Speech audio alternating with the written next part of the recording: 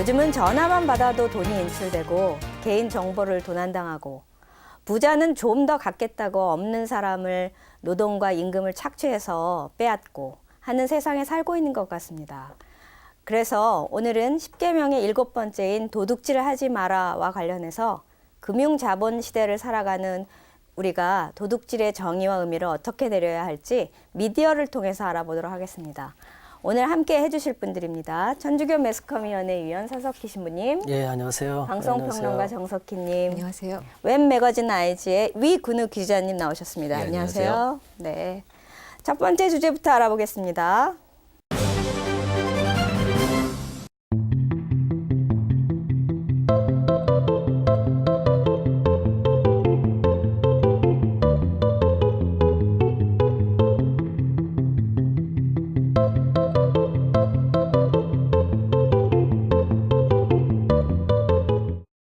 네, 오늘 기자님은 만화 작품을 준비하셨네요. 예, 김성모 작가의 대털 준비해 봤는데요. 네. 예, 뭐 제목 그대로 이제 전문 터리범, 도둑에 대한 이야기입니다. 이제 뭐 사회자분께서 말씀해 주신 대로 이제 자본주의 사회에서의 착취라는 것을 네. 이제 좀 도둑질의 의미를 좀 확장해서 생각할 수는 있겠지만은 저는 조금 더 좀 원론적인 상태에서 어쨌든 좀 더 범법으로서의 도둑질에 대해서 이야기를 하고 싶어서 이 작품을 골라봤습니다. 네. 이 작품은 홍길동 같은 느낌이어서 그 스포츠지에 연재됐었잖아요. 당시에 굉장히 인기가 있어서 이것 때문에 구독했다는 분도 저는 그 당시에 봤거든요. 예, 실제로 인기가 굉장히 많았고요. 예, 이제 이 작품을 했었던 김성모 작가 같은 경우 예전 럭키짱 같은 이런 단행본 만화에서부터 대본소 만화까지 계속해서 다양한 방식으로 작품을 냈던 분인데 이 스포츠 신문을 통해서 공전 히트를 기록하셨습니다. 그럼 대털이라고 하면 크게 턴다, 뭐 그런 뜻인가요? 예, 굉장히 직관적이죠. 예, 네. 뭐 이게 실제 은어라는 이야기도 있고요. 그래서 기본적으로 또 김성모 작가가 어떤 흥미로운 조어를 많이 잘 만들어냅니다. 그러니까 요즘 인터넷 세대가 굉장히 많이 쓰는 대인배라는 그런 표현도 네네. 있는데 사실은 그런 말이 없었어요. 이제 소인배라는 말은 어느 정도 있었어도 대인배라는 말이 없었는데 이 사람 작품을 통해서 굉장히 또 많이 확장이 된 게 있고 우선은 실제 이야기를 모델로 했다고 그 이제 그래요? 작가의 말부터 이제 그렇게 변을 하는데요.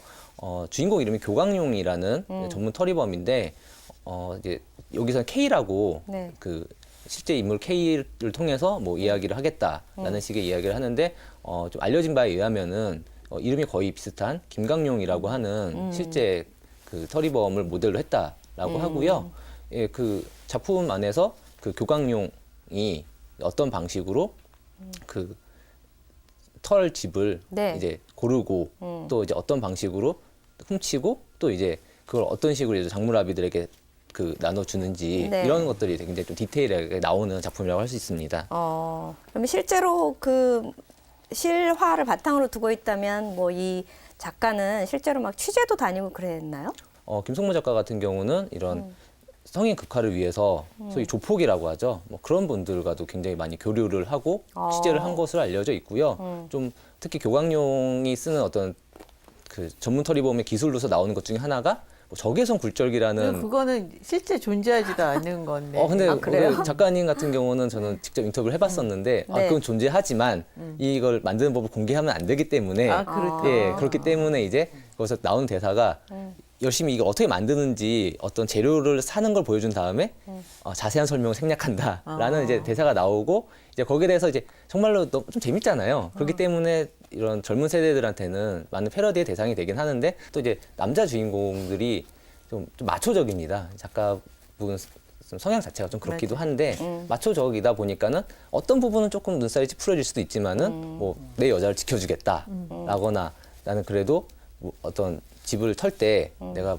가난한 집을 털진 않겠다라거나 뭐 내가 누구에게 폭행을 하진 않겠다. 소위 말해 이제 강도인 거죠. 그런 건 하지 않겠다라는 이런 원칙이 있는 좀 약간 멋있는 캐릭터로 그려지기는 합니다. 근데 거기에 그냥 그거에만 저희가 집중을 하게 되면은 뭐 멋있다라고 말을 할 수가 있는데 사실 그 작가는 이 작품을 시작할 때 이 목적이 이 작품은 이런 실제 굉장히 전문적인 도둑들이 있고 그렇기 때문에 우리 사회에 좀 경종을 울리고 싶었다. 네. 예, 그러니까 뭐 방범이나 이런 시스템에 있어서 어떻게 보면 도둑들이 더 앞서가고 있기 때문에 이런 걸 보고서 우리들이 더 경계해야 된다라는 네. 메시지를 담기 잡겠다고 말은 했었습니다. 근데 사실 이 작품이 그걸 잘 담아내느냐는 약간 좀 별개의 문제인 것 같긴 한데요. 좀 그 부분으로서도 좀 작품을 이겨내야 되지 않을까 생각을 합니다. 그리고 이 대상이 타락한 정치인이나 뭐 경찰 국장 이런 사람이었잖아요. 예. 그러다 보니까 아무래도 국민들 입장에서는 좀 쾌감을 느끼는 거죠. 그렇기 때문에 좀 이 사람의 도둑질에 대해서 거부감이 덜 드는 건 사실입니다. 사실인데요. 아까 말씀드렸듯이 여기서 좀 중요한 거는 그냥 도둑질을 했을 때 정말로 그 멋있게 한탕을 해서 이 사람이 정말 유유히 사라지는가 그걸 봤을 때 그게 아니거든요. 교광용이라는 인물은 한번 뭐 부잣집에 들어가면은 뭐 억대 현금을 들고 나옵니다. 네. 하지만은 이게 그 돈을 가지고 행복하게 사는 게 아니라 항상 뭐 어딘가에 뭐 뺏기기도 하고 왜냐면 범죄적으로 너무 많은 게 엮여 있으니까요. 그러다 보니까는 오히려 되게 그런 낡은 월세집을 전전하기도 하고요. 네. 또 여기서 이제 같은 팀으로 나오는 또 황산이라고 하는 이 도둑에 좀 큰 손이 있는데 이 사람 같은 경우는 자기 뒤를 봐주는 조폭에게 말하자면 좀 린치를 당하고 또 자기 부하에게 배신을 당하고 하면서 네. 이제 또 이제 그 죽임을 당하는 그런 일이 벌어지거든요. 어떻게 보면 이제 도둑질이라는 거는 저희가 생각했을 때는 여기 있는 걸 누군가 이제 훔쳐오는 거잖아요. 네, 그랬을 네. 때는 어쨌든 플러스 마이너스가 됐으니까는 이쪽은 플러스가 돼야 되는 건데 일종의 좀 제로섬 게임처럼 저기도 분명히 마이너스가 되는데 이쪽 사람도 뭔가 마이너스가 된다는 거죠. 그러니까 결코 아름답게 끝나지가 않습니다. 아. 그러니까 영화 도둑들이나 아니면 뭐 오션스 11, 스팅 같은 영화들 보면은 진짜 정말 좀 의적처럼 그려지잖아요. 그려지고 뭔가 멋지게 한탕을 해내고 딱 돈을 들고 유유히 사라지는 멋진 장면이 있는데 사실 이 작품의 미덕이라고도 할 수 있는데 결국에는 그 이 도둑들이 뭐 억대 어떤 걸 훔치더라도 사실은 손에 쥐는 게 없고 굉장히 누구에게도 행복하지 않은 아. 비극적 결말이 나온다는 거죠. 네. 현실에서 의적이라는 소리를 듣기도 했던 조세형이나 김광용 역시 지금 작가님 말씀 들어보면 뭐 도둑은 도둑일 뿐이라는 생각이 드는데요. 예. 그럼에도 불구하고 이 독자들은 좀 통쾌함을 느끼기도 하는 것 같아요. 기본적으로 이 만화 자체가 네. 활극의 요소를 굉장히 많이 갖추고 있고요. 또 아까 말씀드렸던 것처럼 좀 부정적으로 좀 부를 축적한 것처럼 보이는 사람들에 네. 대한 분노라는 것들은 사람들 기본적으로 깔려 있는 것 같아요. 이제 그런 거를 이제 틈입해서 이제 처리를 하는 그런 사람이 이제 의적처럼 보일 수 있는 부분이 있고 그런 면에서 이 작품이 그렇게 윤리적인 성찰이 있는 작품이라고 하기는 어렵습니다. 기본적으로 분명히 악의로 가득한 어떤 그 남의 재물이란 것을 손을 대고 하는 그런 세계라는 것이 있다는 것을 또 인식을 해야 될 것 같고 네. 그것을 막는 뭐 윤리적인 계명이나 네. 또 어떤 공적인 안전망이라는 것들 이런 것들이 필요하다는 그런 생각을 이 작품을 보면서 할 수 있을 것 같습니다. 네.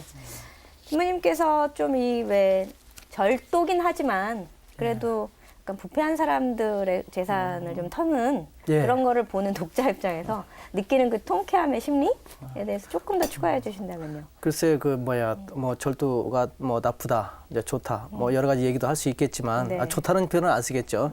근데 일종의 그 다윗과 골리앗의 심리일까요? 뭔가 그 불의한 세력 그리고 뭔가 우리한테 고통을 줄 수도 있는 그런 세력들에 대해서 네. 무너뜨리는 어떤 그런 쾌감도 있을 수 있겠지만 저는 한편으로 아까 뭐 영화들도 언급을 했지만 그 영화들 속에서는 단지 어떤 그런 단지 어떤 그런 불의한 어떻게 부당하게 어떤 권력이라든가 어떤 것에 의해서 부를 가지고 있는 것들을 무너뜨리는 그런 어떤 쾌감도 있지만 한편으로는 또 같이 함께 연합해서 네. 흔히 그 영화에서는 주로 버디 무비라고 그러는데 같이 함께 힘을 합쳐가지고 형제라든가 친구처럼 이렇게 어떤 의리 같은 것들 아까 뭐 마추라는 말도 나왔는데 그런 데서 오는 어떤 그런 것에 내가 대리 만족한다고 할까요? 그런 쾌감도 있을 것 같아요. 네. 그런 카타르시스라고 할 수 있겠죠. 좋습니다. 예. 네.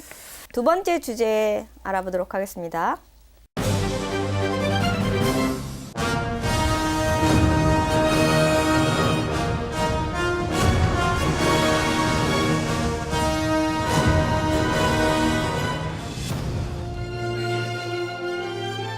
So different from this how I'm living. So different, no, from what it seems. 네, 신부님은 이제 영화에 나타나는 절도, 도둑질에 관한 예. 이제 영화들을 골라오셨는데요. 우선 그 얘기 들어가기 전에 이 10계명에 도둑질하지 마라라는 것을 우리가 어떻게 정의하거나 뭐 이해하면 좋을지 간단하게 설명해 주신다면요. 예, 지금 우리가 지금 계속해서 이 가톨릭 미디어를 말하에서 다루는 주제가 이 10계명과 관련해 가지고 다루는 네. 주제죠. 그리고 그렇죠. 오늘은 또 7번째 계명인데 이제 우선 뭐 10계명을 여러 가지 관점에서 바라볼 수가 있는데 뭐 이렇게 좀 사회학적 관점에서 좀 10계명을 한번 제7계명을 바라보면 어떨까 그런 생각이 들었어요. 네. 무엇보다도 우선 이 10계명은 그 어떤 윤리적인 어떤 그런 지침이기 이전에 계약이라고 하는 사실이 좀 중요한 것 같아요. 여러 사람이 함께 합의한 이 계약이라고 하는 점이 일종의 사유성을 지니지 않느냐. 이 제7계명은 그 일종의 약자 보호법이라고 하는 관점에서 바라볼 필요가 있을 것 같아요. 그 하느님께서도 이스라엘 백성이 에집트를 탈출할 때 모든 걸 다 가지고 나오라고 이렇게 얘기를 하죠. 모든 걸 다 가지고 나오라는 얘기는 어떻게 보면은 그 거기는 도둑질도 포함이 될 수도 있는 얘기죠. 그러니까 정말 그 이스라엘 백성들이 거기서 뭐 도둑질을 했다 안 했다 그런 차원이 아니고 그 좋다 안 좋다 차원이 아니고 이스라엘 백성들이 최소한의 어떤 생존권을 보장되는 것 없이 노예로만 살았던 그 뼈저린 체험들. 그러니까 파라오 왕이 어떤 권력, 왕이라는 이름으로 해서 임금도 주지도 않고 최소한의 생활도 보장해 주지 않고 끊임없이 착취만 당했던 이스라엘들의 그 어떤 뼈저린 체험이 이 7계명에 담겨 있기 때문에 우리가 앞으로 함께 할 나라, 우리가 함께 세울 나라는 절대로 그렇게 어떤 이름으로 어떤 권력의 힘으로 착취하거나 빼앗지 말자라고 하는 그런 의미에서의 도둑질을 의미할 수 있죠. 그런 그럼- 측면에서 한번 바라볼 수 있지 않을까. 네. 오늘 준비해 오신 이 레미제라블이라는 영화는 작년에 뭐 뮤지컬 영화로 굉장히 흥행했던 그래서 다들 알고 있는 영화인데 그 생계를 위해서 도둑질을 하는 장발장이 나오는 영화죠.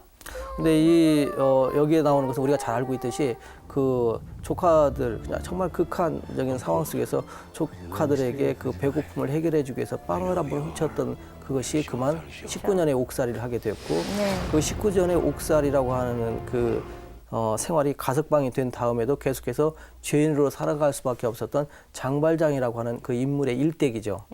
그런데 이제 이 뮤지컬을 보면 좀 다른 각도에서 바라보게 되면 이렇게 살아온 이 장발장, 그러니까 늘 죄인으로 도둑질을 한 사람으로밖에 도둑놈이로밖에 보일 수 없었던 이 사람의 삶을 바라보는 두 가지 태도를 갖는 사람들이 있어요. 그 중에 하나가 이제 뭐 주교인데, 네. 그 주교님은 이 장발장이 그렇게 환대를 하면서 이렇게 장발장을 맞아 주었는데도 불구하고 우리가 잘 알고 있듯이 네. 장발장은 그 은 그릇을 가지고 훔쳐서 도망가죠. 네. 그러다가 나중에 경찰들한테 잡혀가지고 다시 이 주교님 앞에 나타납니다. 그랬을 때 분명히 단죄를 받아야 될 입장에 있었던 이 장발장이지만 이 주교님은 은초대까지 또 돌려주죠. 그러면서 그 이제 이 촛대를 가지고 이 은촛대를 가지고 당신을 샀으니까 당신은 앞으로 정직한 사람이 되어라 라고 이 더 비숍이라고 하는 이 아리아에서는 그렇게 나오는데 사실 그 98년도에 나왔던 영화 대사라든가 그 원문에 보면은 그 내가 이 은촛대를 가지고 당신의 영혼을 샀으니까 이제는 더 이상 당신이 도둑이 아니고 우리 형제다. 그런 마음을 가지고 이제 살아라고 이렇게 하죠. 그러니까 그 도둑을 바라보는 이 주교님의 자비가 분명히 있죠. 그런 측면에서 이렇게 바라볼 수 있었고요. 또 하나는 그 이제 자베르 경감이 나옵니다. 네. 거기 나오는 자베르 경감은 그 정말 아주 충실하고 우직한 사람이에요. 그리고 모든 것은 법대로 돼야 되고 정의는 이루어져야 된다. 아주 법에 대해서는 철저히 지켜야 된다고 하는 이 사람이 이 장발장이 이제 쫓아야 되는 그런 입장에 있게 됐죠. 그런데 이 사람은 장발장이 이렇게 쫓아갈 때마다 항상 놓치죠. 어떨 때는 장발장으로부터 자기가 이렇게 무시당할 정도로 자기가 도움을 받을 때도 있어요. 그렇지만 이 사람은 이 죄인을 반드시 죄인이 있어야 될 것은 이 세상이 아니고 감옥이라는 거죠. 그래서 이 사람은 그 별이라고 하는 그 별들, 스타즈라고 하는 그 이 뮤지컬 아리아가 있는데 네. 굉장히 아름다운 아리아예요. 그런데 그 내용을 보면은 굉장히 강직하다고 할까요? 굉장히 완고한 그런 노래라고 할 수가 있죠. 그 노래 보면은 별들을 바라보면서 이 별들의 질서가 분명히 정확하잖아요. 있어야 될 것에 별은 있고 그리고 밤하늘을 파수꾼처럼 지킨다. 예, 네. 내용에 비해서 너무 아름다워요. 한번 들어보시면 좋을 것 같아요. 네. Stars in your multitudes, scarce to be counted, filling the darkness with order and light. You are the sentinels, silent and sure, keeping watch in the night. 네, 정말 대단히 아름다운 선율이네요. 예. 이 자비를 경금의 그 어떤 이 아름다운 아리아지만 그 안에 담겨 있는 그 어떤 완고한 나름대로의 어떤 신념, 거의 신앙이죠. 반드시 이루어져야 된다고 하는 어떤 정의, 이루어져야 되는 정의에 대해서 이 자비의 경감이 노래하고 있는데 결국 자비의 경감은 죽게 되죠. 자기 스스로 자살하죠. 왜 그러냐면 그 결국은 자기가 그렇게 쫓아가고 반드시 나쁜 놈이라고 생각했던 그 사람으로부터 자기가 그 구원을 받죠. 그렇죠. 오히려 죽음으로부터 아니면 어떤 여러 가지 상황 속에서 오히려 자기가 이렇게 살게 되니까 그걸 견딜 수가 없어요. 이 사람이 그걸 견디어내기는 너무너무 가슴이 메말라 있는 거죠. 그래서 결국은 이제 자기 스스로 견딜 수가 없으니까 해결할 수 없으니까 그냥 그 세느강에 자기 그 몸을 던지는 그런 경우가 되는데 아무튼 이 뮤지컬을 보더라도 이 더 비숍이라고 하는 그 아리아 그리고 더 스타스라고 하는 이 아리아를 통해서 두 인물이 나타나죠. 한 분은 이제 사제이고 주교이신 분이 이제 자비의 관점에서 이 도둑을 바라보고 있고 또 이제 이 자비의 경감은 또 나쁜 짓이기 때문에 도둑질은 나쁜 것이죠. 그것 때문에 그것을 반드시 정의를 안에서 실천되어야 되고 이제 감옥에 가야 된다라고 하는 그런 관점에서 얘기가 되고 있는데 과연 이것이 어느 것이 옳고 어느 것이 틀리다라고 하는 관점을 따라서 뮤지컬 이 제목에 나타난 것 같이 그 정말 그 불쌍한 사람들, 미저러블이죠, 네 미저러블. 그러니까 아주 정말 비참한 사람들. 그리고 그 비참한 사람들을 다시 또 비참하게 또 그 사람들을 거를 도둑질하면서 비참한 사람들 다시 등을 치는 그 비참한 사람들에 관한 이 이야기를 다루는 이 뮤지컬에서 과연 무엇이 진정한 의미에서의 도둑질인가, 무엇이 어떤 의미에서 뭐 용서이고 무엇이 화해인가 여러 가지 다각적 관점에서 우리가 이렇게 묵상하고 성찰해 볼 수 있다는 생각이 들어요. 네. 그런 의미에서 이제 영화를 이렇게 소개하자면 그 네오리얼리즘의 영화라고 할 수가 있는데 그 비트리오 데시카가 만든 영화죠. 자전거 도둑 아주 유명한데요. 거기에서 이제 굉장히 그 자전거가 우리한테는 요즘은 스포츠 뭐 운동하는 데 쓰이는 어떤 그런 뭐 자전거가 될 수도 있지만 자전거 하나만 있으면 자기 가족의 생계를 이렇게 담당해야 된다는 거. 생계와 관련된 그 자전거를 잃어버렸을 때 한 가장이 거기 나오는 그 안토니오라고 하는 그 가장이 이 자전거를 찾기 위해서 아들과 함께 돌아다니는 그 과정들. 결국은 막상 그 자기 자전거를 찾아간 훔쳐간 그 도둑질해 간 사람을 가서 만나서 보니까 그 사람 자체도 굉장히 아까 정말 불쌍한 사람인 거죠. 그래서 결국 자전거도 없고 결국 그래서 이 사람이 결국은 또 자전거를 훔칠 수밖에 없었고 그런데 훔쳤지만 많은 사람들로부터 걸려가지고 아들이 많은 사람들이 지켜보는 앞에서 아들한테 창피를 당하고 그렇지만 또 아들은 이 아버지의 마음을 알듯이 손을 잡는 과정들 결국은 아들이 모든 것을 알고 있는 이 꼬마 아들이 아버지를 끌어안는 그런 과정들이 이제 뭐 자전거 도둑에도 나오고 그다음에 또 이제 우리나라 영화 중에는 2006년에 나왔던 홀리데이라고 하는 영화가 있는데 그 영화는 그 실제로 뭐 인질극을 벌였던 지강원이라고 하는 사람 그러니까 88년도 이후에 그 어떤 그 우리 서울 올림픽 이후에 그리고 80년도에 그 보호 감호법이라고 하는 이것 때문에 그 실제로 자기들이 자범들인데 그 보호 감호법이라는 그런 미명 아래 엄청나게 이렇게 형을 많이 살아야 됐던 아까 장발장처럼 그런 것들에 대해서 불만을 느끼고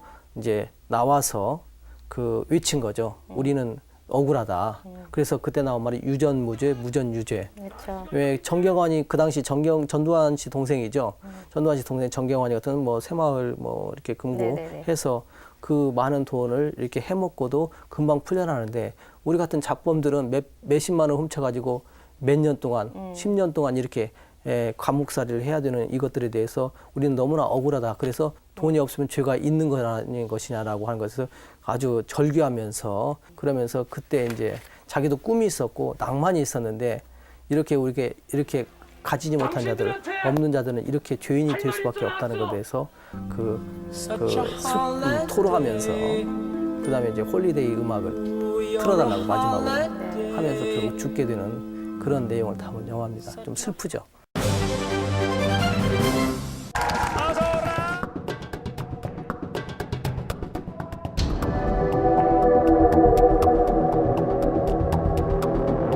이거 그거 같은데요? 너무 좋아요. 네, 정말 끔찍한 장면인데요. 어떤 내용인가요?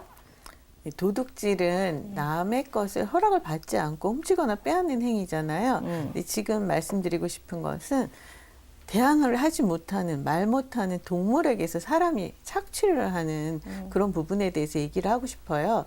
지난 연말에 컬투의 베란다 쇼라는 프로그램을 봤는데 그 비건 패션에 대한 얘기였거든요. 그러니까는 모피를 대신할 신소재에 관한 얘기였어요. 근데 왜 대신할 소재가 필요하냐라는 과정에서 이 얘기를 보여주더라고요. 우리가 알고 있는 뭐 너구리, 양, 오리, 거위, 뭐 토끼 이런 동물들에게서 털을 채취하는 과정이 산채로 그냥 뽑는다는 거예요. 네. 잡아 뜯는 거죠.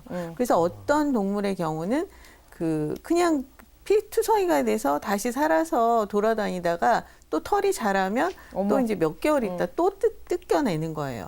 그런 과정, 그 토끼가 내는 비명 소리를 들으면서 야, 사람이 정말 이렇게 잔인할 수 있구나 그런 생각을 했어요. 그런데 물론 윤리적인 방법으로 채취를 하는 그런 업체들도 있지만 상당히 많은 업체들이 이런 과정으로 채취를 하고 있다고 합니다. 진짜 못할 일을 하고 있다는 생각을 네. 했어요. 혹시 기자님은 이거 방송 보셨어요? 봤고요. 네. 사실 제가 지금 입고 있는 옷도 아마 거의 털이 있는 것 같아요. 네. 예. 좀 소미 있는 제품을 살 걸 그랬다라는 생각도 드는데 네네. 솔직하게 말씀을 드리면은 저는 이런 방송이나 이런 대중에게 보여주는 매체에서 좀 너무 잔인한 장면 혹은 이런 걸로 충격적으로 가는 방법이 옳은 것이냐에 대해서 약간의 회의가 분명히 있습니다. 왜냐하면은 판단 자체가 이미지에 되게 구속이 되는 부분이 있기 때문에 네네. 분명히 좀 약간 비판적인 부분이 있지만은 이건 어떻게 보면은 그냥 자극을 한다기보다는 우리가 좀 몰랐던 부분, 계몽 차원이죠. 예, 몰랐던 부분을 알려주는다는 면에서 분명 의미가 있지 않았을까 생각을 해봅니다. 네. 근데 사실- 이게 우리나라가 2011년 모피 수입액이 4조 4천억 원이라는 거예요. 그리고 모피 소비하는 데에도 2012년에 세계 2위를 했다고 합니다.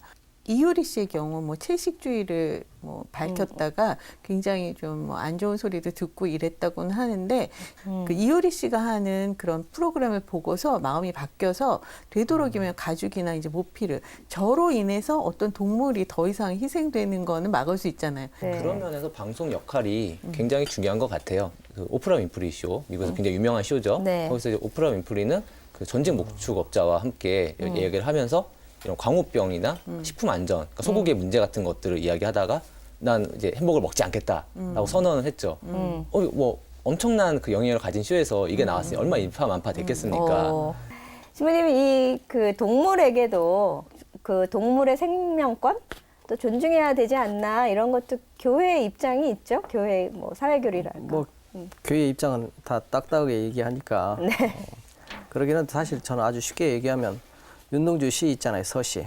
모든 죽어가는 것들을 사랑해야지. 모든 죽어가는 것들을 사랑한다. 모든 죽어가지 않는 무생물들도 사랑해야 되겠죠. 왜냐하면 같은 조화 속에서 우리는 살아야 되니까. 그러니까요. 물론 이제 그 창세기에서 너희는 모든 것을 다스려라. 우리한테 최고의 어떤 그런 인간에게 준 어떤 특권일 수도 있지만 그 특권이라고 하는 것은 절대적인 것은 아니죠. 그것은 아무렇게나 자기 마음대로 하라는 게 아니고 정말 그 모두가 함께 공동선을 위해서 이렇게 같이 함께 조화를 이룬다고 하는 측면에서 관리한다는 측면에서 하느님께서 우리한테 부여한 어떤 그런 권리고 힘이지 네. 모든 것을 마음대로 함부로 사용하거나 함부로 뭐 그렇게 잔인하게 저렇게 쓰도록 되어 있는 건 아니겠죠. 물론 저분들이 거기까지 뭐 생각하면서 했겠지만 결국은 인간의 어떤 그런 탐욕이고 아까 말씀하셨듯이 일종의 그것도 그 동물들의 생존권 가장 기본적인 필요 이상의 어떤 도둑질이라고 볼 수가 있겠죠. 네. 그 아까 일부에서 뉴스 때 AI 그 맞아요. 가금류 네. 축산도 우리가 조화를 깼기 때문이 아니겠어요? 그렇죠. 네. 오늘 선생님 아주 좋은 정보 갖고 나오신 것 같아요. 네. 자, 오늘은 10계명의 제7계명인 도둑질 하지 마라라는 것이 미디어에 어떻게 드러나고 있는지에 대해서 살펴보았습니다. 도둑질, 약자의 입장에서 좀 바라보자, 또 구조와 악으로부터의 결별, 이런 이야기 나누어 보았는데요. 우리가 사소한 행동 하나하나가 공동체를 도와주는, 공동체를 형성하는데 돕지는 못할 망정, 공동체에 방해가 되고 있지 않은지 한 번쯤 반성해보는 시간 가지면 좋을 것 같습니다. 네, 오늘 시청해주신 여러분 대단히 감사합니다. 고맙습니다.